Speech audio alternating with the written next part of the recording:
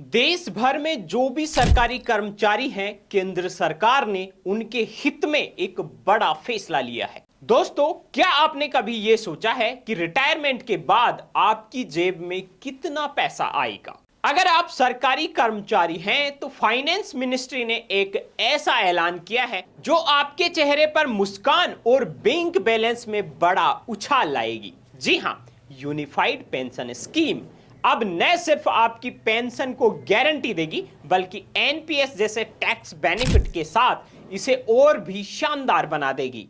तो चलिए जानते हैं इस धमाकेदार स्कीम के बारे में ए से लेकर जेड तक। दोस्तों, यूनिफाइड पेंशन स्कीम यानी यूपीएस केंद्र सरकार के उन कर्मचारियों के लिए है जो पहले से एनपीएस के तहत रजिस्टर्ड हैं। यह स्कीम पुरानी पेंशन स्कीम और एनपीएस के फायदों को मिलाकर बनाई गई है ताकि रिटायरमेंट के बाद कर्मचारियों को वित्तीय स्थिरता मिले। इसका सबसे बड़ा फायदा यह है कि अब आपको एक निश्चित पेंशन मिलेगी और यह पेंशन बेस रहेगी आपके आखिरी के 12 महीनों की औसत बेसिक सैलरी का 50%। यानी कि अगर आपकी आखिरी 12 महीनों की सैलरी 60,000 रुपए थी तो आपको 30,000 रुपए मासिक पेंशन मिलेगी, बशर्ते आपने कम से कम 25 साल की सर्विस पूरी की हो। दोस्तों, इसी तरह की सरकारी योजनाओं की जानकारी सबसे पहले और सटीक तरीके से देखने के लिए अभी हमारे चैनल बीएन हिंदी को सब्सक्राइब कर लीजिए। यूट्यूब में सर्च कीजिए बीएन हिंदी और जो चैनल आ रहा है हमारा बीएन हिंदी, उसको सब्सक्राइब करके बेल आइकन को प्रेस कर लीजिए। अब आते हैं उस खबर पर जिसने सबको चौंका दिया है। जी हां दोस्तों, वित्त मंत्रालय ने 4 जुलाई 2025 को ऐलान किया कि एनपीएस से मिलने वाले सभी टैक्स बेनिफिट्स अब यूपीएस में भी लागू होंगे। इसका मतलब यह है कि अगर आप यूपीएस चुनते हैं तो आपको सेक्शन 80CC D2 के तहत बेसिक सैलरी और डीए के 40% तक टैक्स छूट मिल सकती है।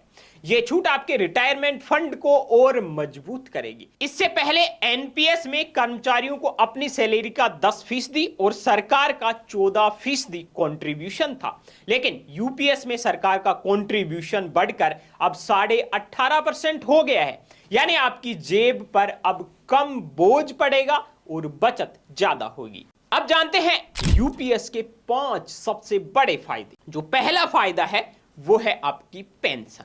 25 साल की सर्विस के बाद आपको आखिरी के 12 महीनों की बेसिक सैलरी का 50% पेंशन के तौर पर मिलेगा।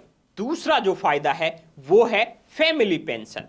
अगर रिटायरमेंट के बाद कर्मचारी की मृत्यु हो जाती है तो उसके परिवार को पेंशन का 60% मिलता रहेगा। तीसरा जो सबसे बड़ा फायदा है वो है मिनिमम पेंशन की गारंटी। अगर आपने कम से कम 10 साल की सर्विस की है तो आपको हर महीने कम से कम 10,000 रुपए महीने की पेंशन तो मिलेगी ही मिलेगी। चौथा जो फायदा है वो है लमसम पेमेंट। रिटायरमेंट पर ग्रेजुएटी के अलावा हर 6 महीने की सर्विस के लिए आपकी सैलरी का 10% हिस्सा एक मुश्त मिलेगा। और पांचवा है महंगाई भत्ता।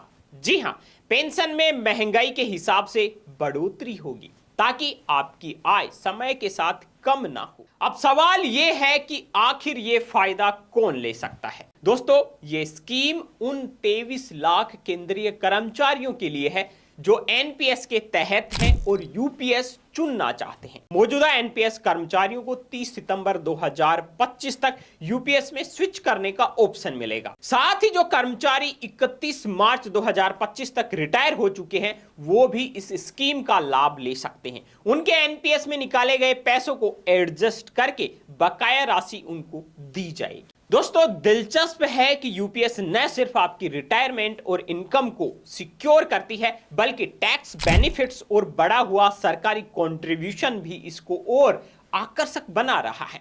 यह पुरानी पेंशन स्कीम की गारंटी और एनपीएस का लचीलापन दोनों का मिश्रण है। तो दोस्तों, यूनिफाइड पेंशन स्कीम सरकारी कर्मचारियों के लिए किसी बड़े तोहफे से कम नहीं है।